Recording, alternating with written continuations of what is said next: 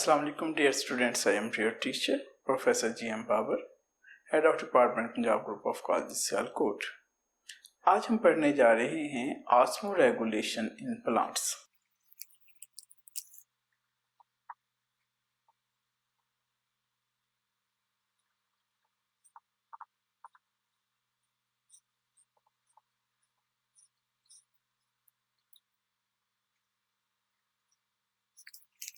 My dear students, whenever we hear the word plant, जब भी हम प्लांट के मुतल्लिक सुनते हैं, पढ़ते हैं, तो हमारे अज़हान में कुछ बुनियादी कैरेक्टर्स आ जाते हैं। All plants are multicellular, eukaryotes having cell wall made up of cellulose, photosynthetic arise from blastula, so herbs, shrubs, trees, grasses, ये सब के सब प्लांट्स हैं। अगर हम इन्वायरमेंट के हवाले से प्लांट्स को देखें तो हम डिवाइड कर रहे हैं प्लांट्स को टेरेस्ट्रियल प्लांट्स जो खुश्की पे पाए जाते हैं।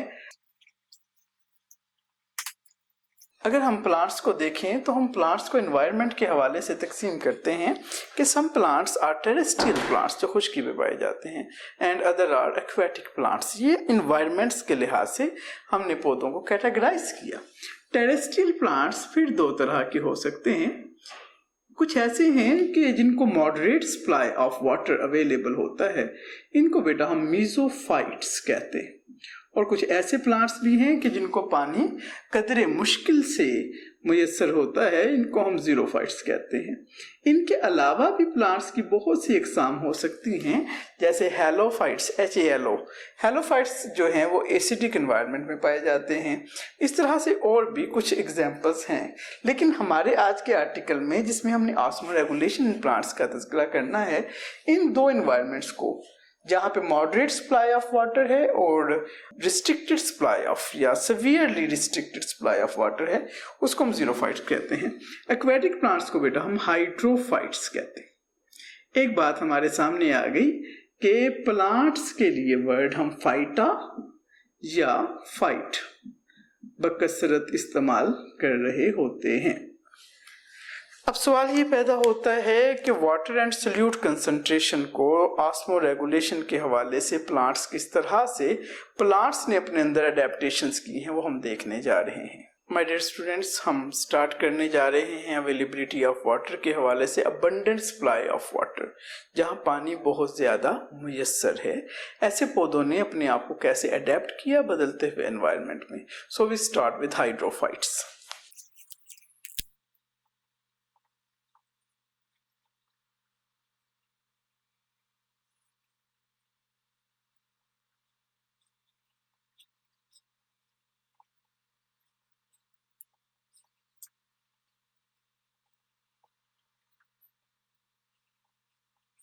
माय डियर स्टूडेंट्स, हम बात कर रहे हैं हाइड्रोफाइट्स की। Hydrophytes live in or near water bodies and have large leaves. बड़े इनके पत्ते काफ़ी बड़े बड़े होते हैं। अगर आप वाटर लिली को देखें, आप डैफोडिल को देखें, बड़े बड़े पत्ते हैं। और ये जो बड़े पत्ते हैं, इनके पास बहुत से अवेलेबल हैं ऐसे स्ट्रक्चर जिनको आप स्टोमेटा कहते हैं। स्टोमेटा की मदद से ये बहुत सी ट्रांसपायरेशन कर रहे हैं। We are familiar with transpiration, evaporation of water from aerial parts of the plant. बहुत से स्टोमेटा हैं, क्यूटिकल प्रेजेंट नहीं है, बहुत ज़्यादा ये जो है ट्रांसपायरेशन करते हैं और इस तरह से जो एक्सेस वाटर है उसको जिस्म से निकाल दिया जाता है, प्लांट बॉडी से निकाल दिया जाता है। Very familiar example is a water lily. जो लिलीज हैं बेटा, वो जो है हमारे वाटर प्लांट्स की, हाइड्रोफाइट्स की एक एग्जांपल के तौर पर हम देख सकते हैं। तो हमने देखा कि किस तरह से हाइड्रोफाइट्स ने अडेप्टेशन की, इसी तरह से मेसोफाइट्स ने भी कुछ अडेप्टेशंस की हैं, जो कि ये हैं।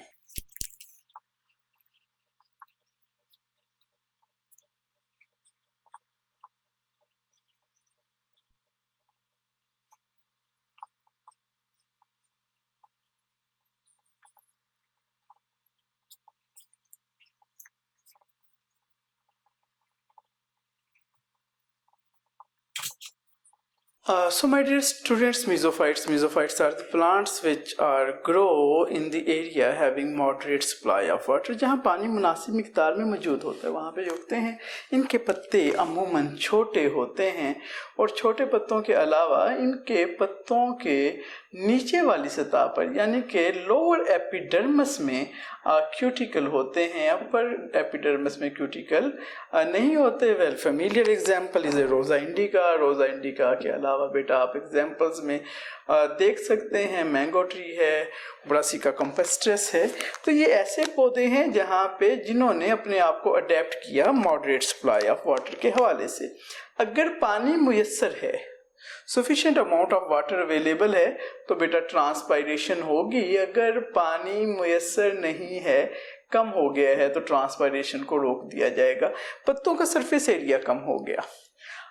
इन दी ऑटम, जिसे आप सुनहरा मौसम भी कह सकते हैं, खिज़ां का मौसम, बाज जो डेसिडियस फॉरेस्ट हैं वो अपने पत्ते गिरा देते हैं ताकि ट्रांसपायरेशन को कम किया जा सके और दोबारा जब बारिशें आती हैं तो ये दोबारा रीग्रो कर जाते हैं।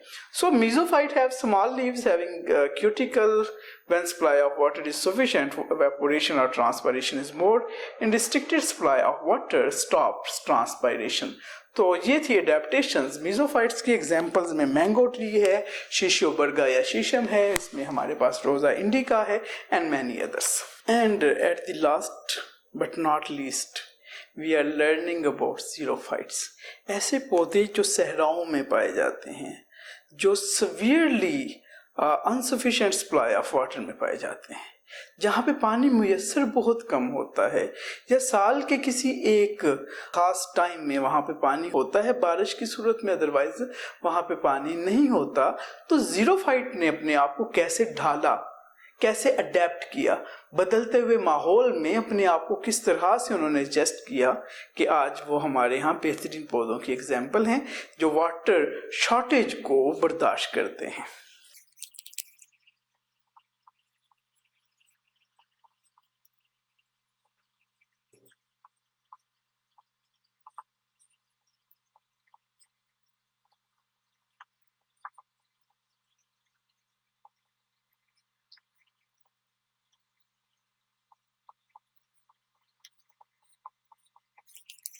So my dear students, we have some characteristics, some peculiar characters of cacti or cactus and euphorbia and many other xerophytes. They have very thick cuticle, they have small leaves. इनके leaves तो बिल्कुल इस तरह से हो जाते हैं जैसे कांटे होते हैं, छोटे छोटे लीव्स हैं, थिक क्यूटिकल है। स्टेम आपको मैं दिखा रहा हूँ, आई शेडेड इट ग्रीन, क्योंकि इनके स्टेम में कैपेसिटी होती है फोटोसिंथेसिस की। संकिन स्टोमेटा से क्या मुराद होती है? संकिन स्टोमेटा से मुराद होती है कि जो स्टोमेटा है वो सतह के ऊपर नहीं है, वो एपिडर्मिस के ऊपर नहीं है पौधे की, बल्कि नीचे जाके गहराई में ये स्टोमेटा है। इस स्टोमेटा का फायदा ये होता है कि ये बहुत कम ट्रांसपायरेशन कर रहे होते हैं। सुक्युलेंट प्लांट्स हैं। सुक्युलेंट प्लांट्स जैसे आपने एलोवेरा देखा हुआ है, एलोवेरा का जो पत्ता है उसमें आपको नजर आता है, जिसे आप उर्दू या हिंदी में कुंवार गंदल भी कह रहे होते हैं। जब आप इसको बेटा तोड़ते हैं तो इसके अंदर से एक ट्रांसपेरेंट जेल सा निकलता है। तो ये सुक्युलेंट प्लांट्स हैं।